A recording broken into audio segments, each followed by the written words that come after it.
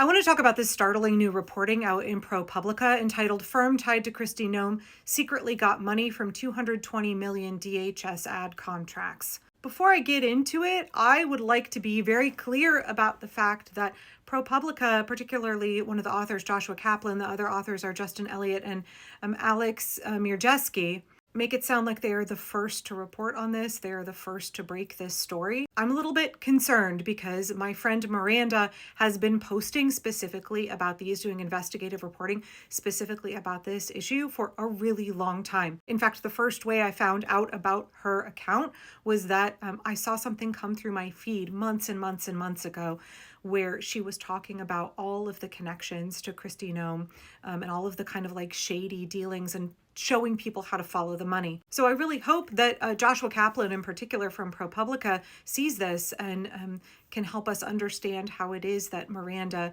emailed him many of the things that ended up in his story, but she's not credited. But let me show you a little bit about what she had to say first, and then I want to reference this article because it is really, really important journalism. I just think it's a little unclear here how it is that Myranda emailed all of this information to Joshua at ProPublica quite a while ago. And then he has now put out this reporting that is very, very similar to hers. I'm not claiming something hinky happened here. Maybe he never saw the email. I just I would love a little clarification because I know that Myranda has worked tirelessly to uncover all of these financial transactions and connections and has been posting publicly about it for a long time. So here's what she had to say this morning. I'm not going to cry.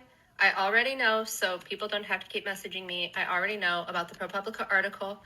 I have no idea how to feel about this. That's going to be evident in any content I do make. So I'm just going to give everyone the facts so that they can make their own decision because my mind is still taking it all in. So the crux of the article is basically that they found over 200 million in contracts to ad companies that are directly linked to Noem and her allies. They specifically list People Who Think LLC and Safe America. So say that she bypassed normal bidding process, all of which I say here and include the names of the companies as well as the contract numbers because I was wanting somebody to do something about it before it was too late. I also want to say something they didn't put in the article that I think is important is that Jay Connaughton of People Who Think LLC is like obsessed with alligators. Okay, and it's like his job to film things like at Alligator Alcatraz.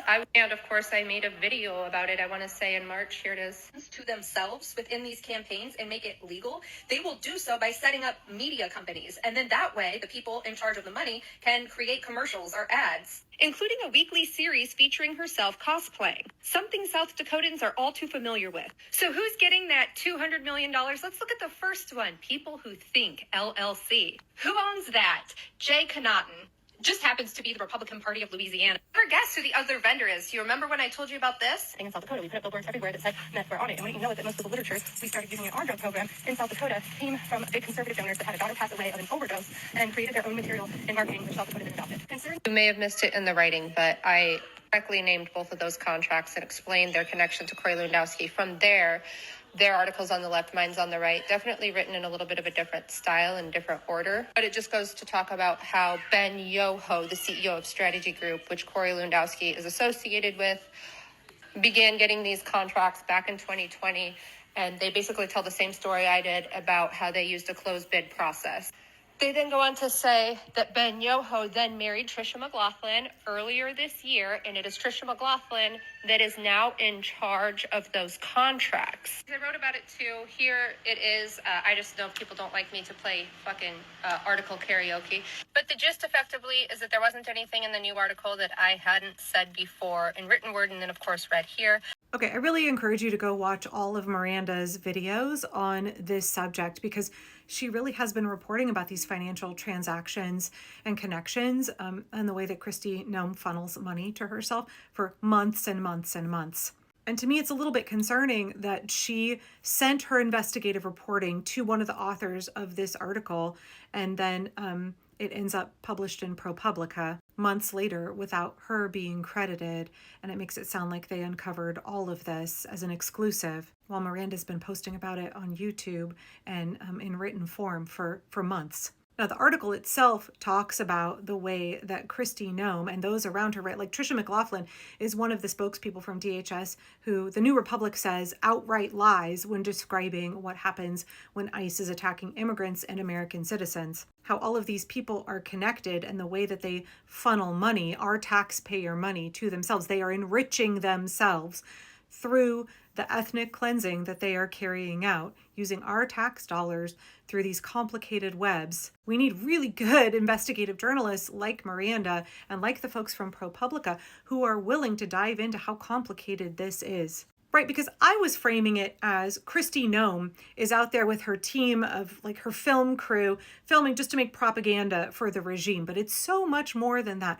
I should have done well to remember that there are very few folks in this regime who are just like 100% ideologues and will just do anything for Trump because they deeply believe in him. No, these are folks who are opportunists, especially at a very high level.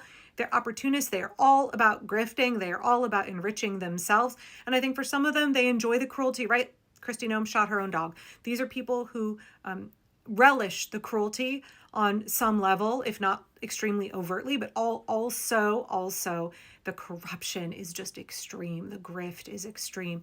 And so I should have been clearer. It should have been clearer to me that Kristi Noem was doing far more than just propaganda footage for the regime, like just because she believes in what's happening. Right, of course, Kristi Noem filming commercials for the regime is going to get paid to do it. So they're saying it's $220 million so far, and that some of that money has gone for, buying airtime for these propaganda commercials, and that actually most of the federal dollars have gone to two different firms, 77 million to this People Who Think in Louisiana, and then 143 million to a mysterious LLC in Delaware that was created just days before it was awarded this huge government contract. But we're not supposed to look at the corruption. We're not supposed to look underneath. I guess, we know, like, here's an example, I think, of how we can understand the ways that people like Kristi Noem work. When Donald Trump goes golfing, he goes golfing at his own golf courses that he owns. And then he charges the American taxpayer, right? He has to pay all of the golfing fees at his courses, but he doesn't pay them, we do. So for him to go golfing, to be entertained, he is taking taxpayer money. So far, $60 million this year he has spent on golfing. And he takes that money and he doesn't spend it on another business. He spends it at his own golf course. So he is paying himself with our taxpayer money to go golfing. That right there should help you understand the thinking, the strategy, and the kind of grift that members of this regime are engaged in. This is the modus operandi for Donald Trump and his, government. So please go read the article, but then also please go watch Myranda's videos. Please consider throwing some bucks at her Venmo, because she has been reporting on this tirelessly and getting throttled by TikTok. And how frustrating to submit all of your reporting to ProPublica, hoping that they will consult with you. They will bring you on board for a story. They will listen to your tireless pursuit of the truth around Kristi Noem. And then to just see that an article has been published months after, saying that it's breaking all of these stories when you know that you submitted that information to ProPublica. I just think it's worth a conversation about what happened, and I think it's worth all of us going and supporting Myranda's work. And I think I'm particularly sensitive to this issue because something similar to what may have happened here happened to me a long time ago, where I pitched a story to a magazine.